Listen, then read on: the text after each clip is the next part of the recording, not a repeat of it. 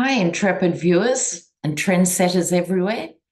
Dr. Lena Rodriguez, sociologist, coming to you from Australia on Friday.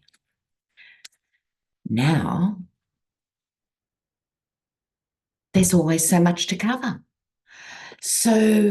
But I think what stands out to me this week is Trump and the donor class. Right. So last week, you remember, at Mar-a-Lago, he actually abused the conventional GOP donors, not paying him enough money. He'd rather go back to the wedding next door. They pay him more for photographs. Carnival barker in full panhandling mode. Right. And as if that wasn't humiliating enough, no. This week he met with the heavyweight oil execs and basically offered up himself as president and said, if you pay me $1 billion, I'm all yours. It's like that. So we're going to check that out. And Aileen Cannon. Okay, but first, some viewer questions. Thanks for putting them in the comments. We'll cover a few each time. Okay, the first question is what will happen with the protesters, the college protesters over the summer? Will it die down? Will it accelerate? What's going to happen with the protests and the protesters? Did you notice this week in Colombia, out of all the arrests, 29 of those arrested weren't students? Did I not tell you 2 or 3 videos ago? This is what happens when protests turn violent, because often people will hate a protest or support a protest, but you lose support once the vandalism starts, right? It's standard civics, right? And I remember during the BLM protests too, some of the organisers were suspicious that some of the more outrageous sort of things were being suggested by people who turned out to be outsiders. It happened to us in the UK and Australia during the Vietnam stuff. It's what is done. So we've got to be very careful not to condemn the individual students here. But let's have a look at the protests over the summer.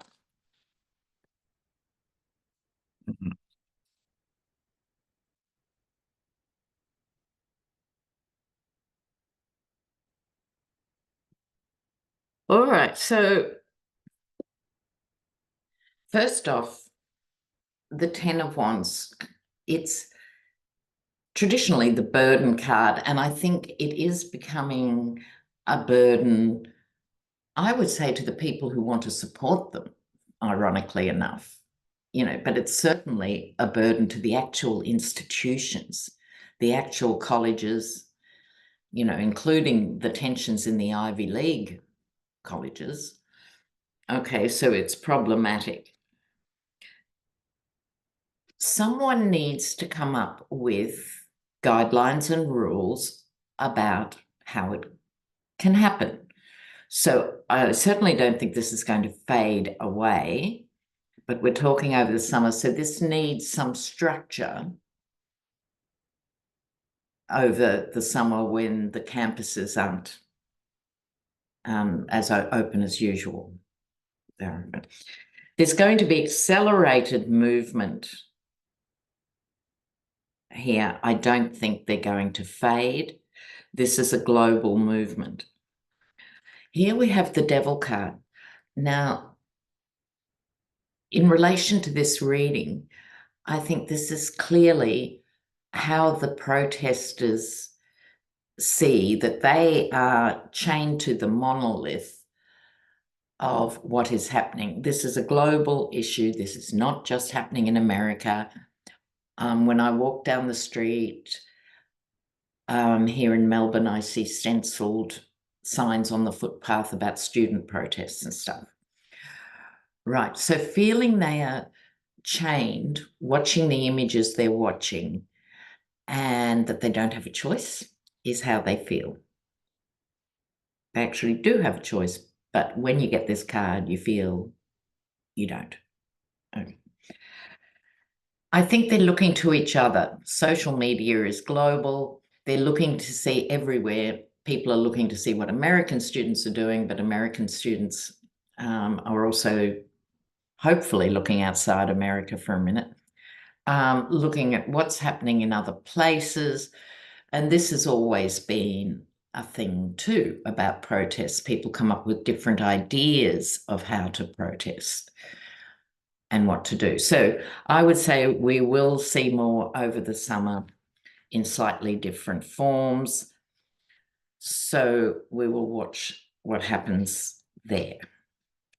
Okay, now the second question from a viewer is Trump's media accountants, auditors, whatever they are, BF Borgers, they operate out of Colorado. They've just been closed down permanently and fined $14 million. So the question is, will this impact on the DJT stocks? So the fact that his media accountants have collapsed, presumably for bad behavior or bad business or both, only the best people. Okay. Will it impact on these stocks? Aren't you glad you haven't got your 401k in DJT stocks? You know.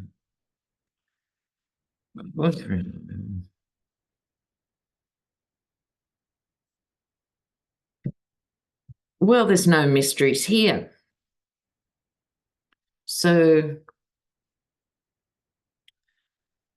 in a way, the Trump cult, it's like he's their big daddy and they're his children.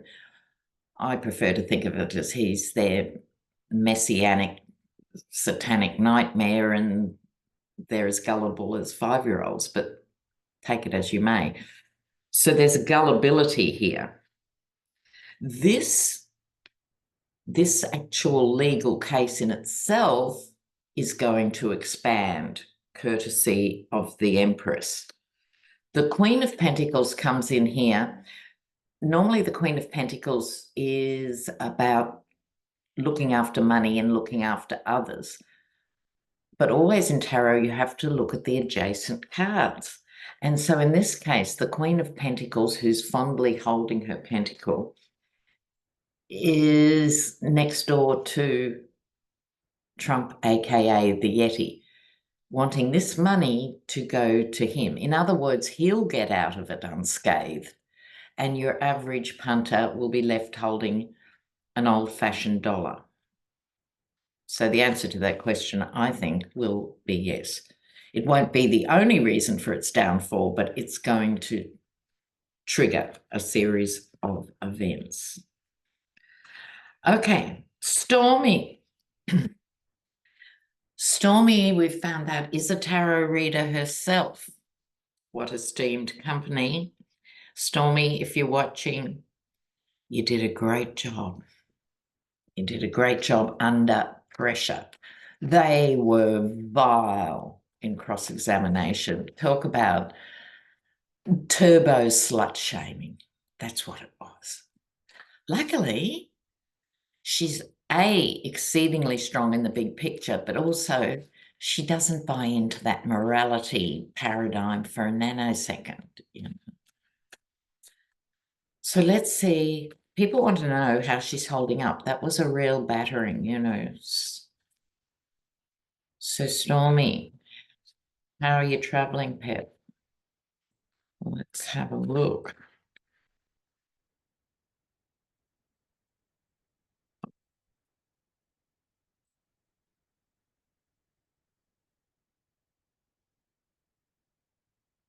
Look, I think these cards are good for her. It's like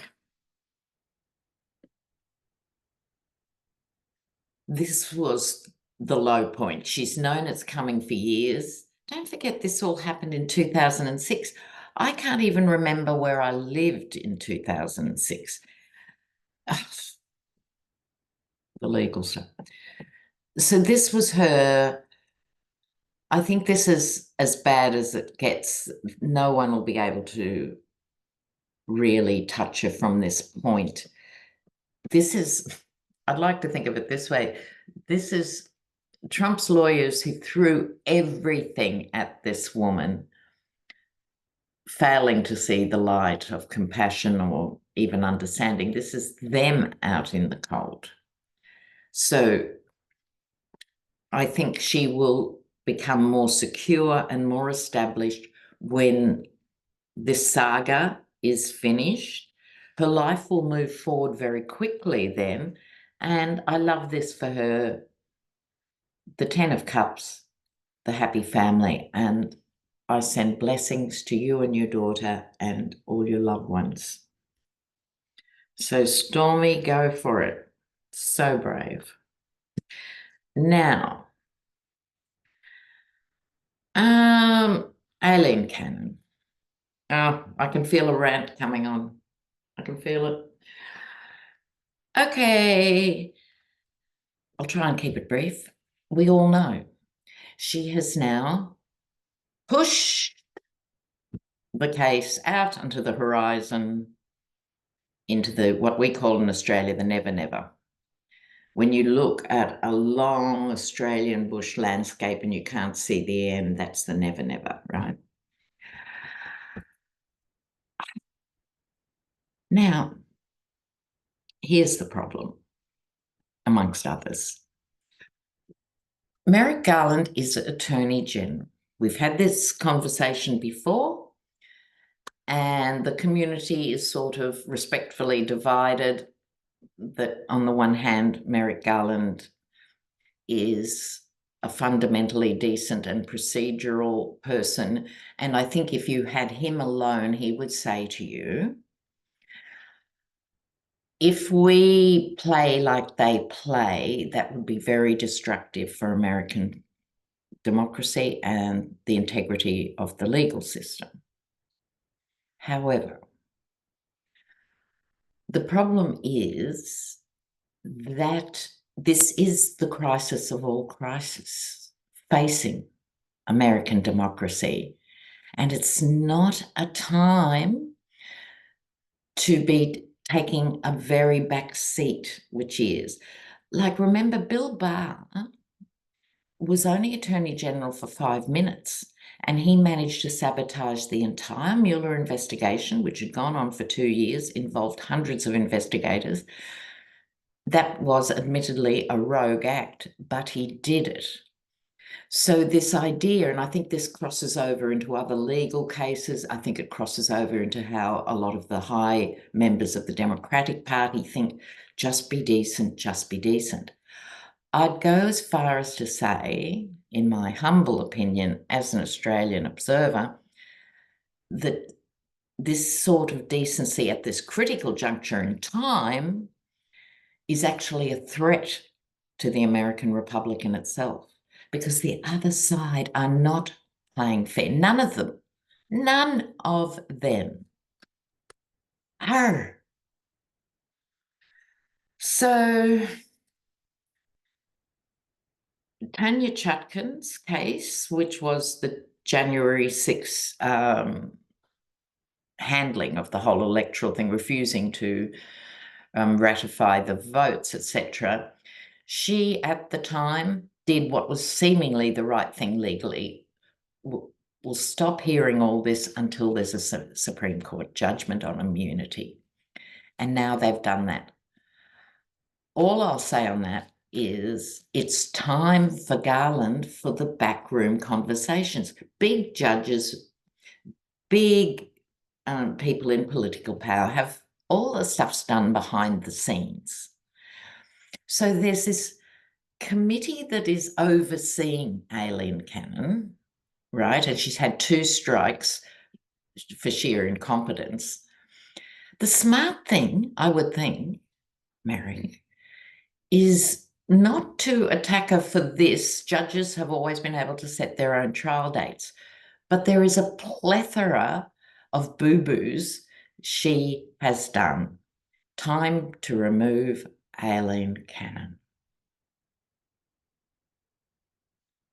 Okay. Now,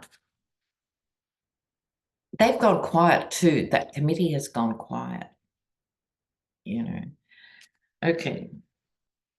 So let's have a quick look. Will she be dismissed? He can hide behind all her refusal to issue written orders. All of this contravenes basic procedural stuff. If you like procedure, get her on procedure, not her political views. Will she be dismissed? Whoops. Okay.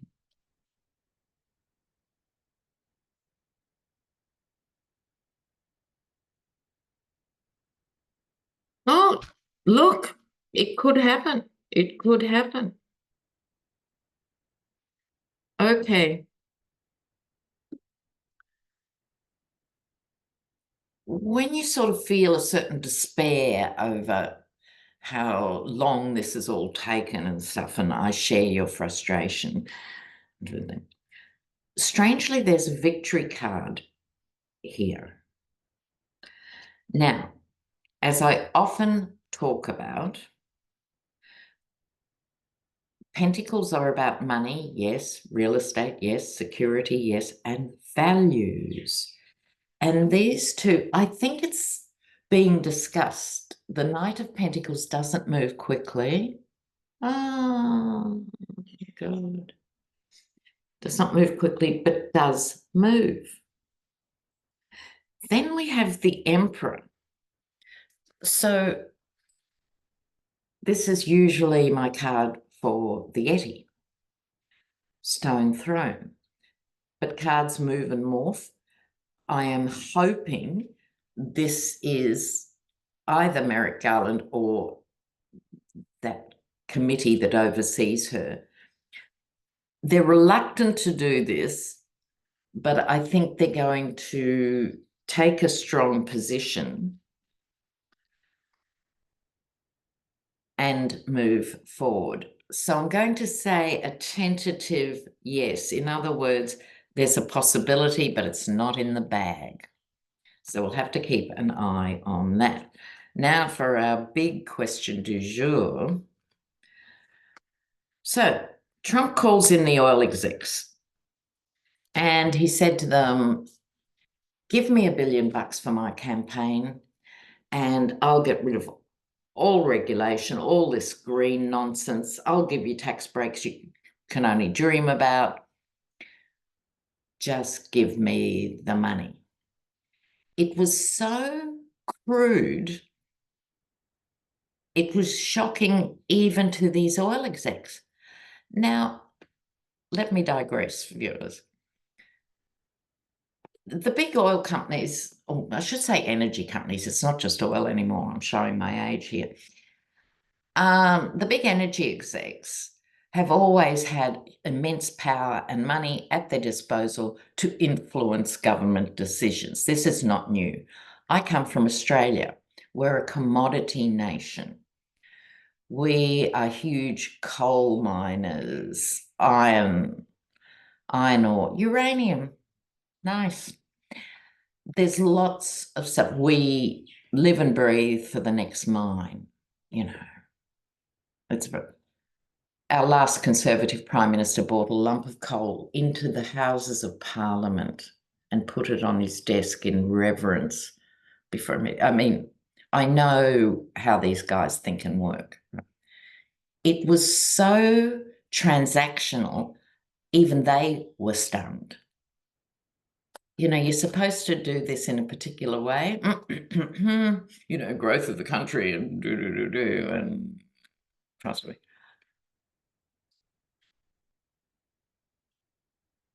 However, now they've probably got over their shock. Will they do it? Will they go? $1 billion for them collectively is cheap. Apparently, they've already given $400 million to the Biden side of the fence in the last 3 years, and they started off by saying we're not getting the freedom and stuff that we used to have, moaning that, you know. So basically the Yeti's prepared to sell out the future of America for $1 billion Will the energy giants go for it? Hmm.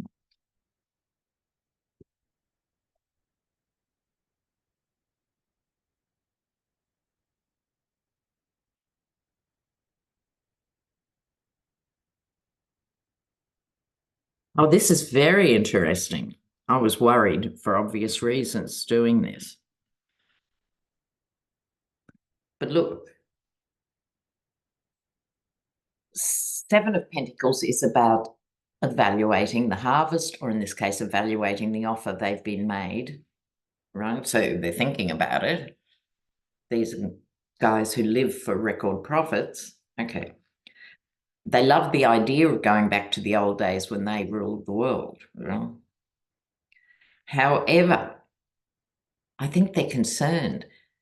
A victory for the Yeti would in fact backfire. Look at this, Five of Pentacles. They would in fact be injured by it. It's really quite extraordinary. They would somehow be impacted and injured by it, probably because he's such a chaos merchant. Business thrives best in a stable environment. He does not provide that.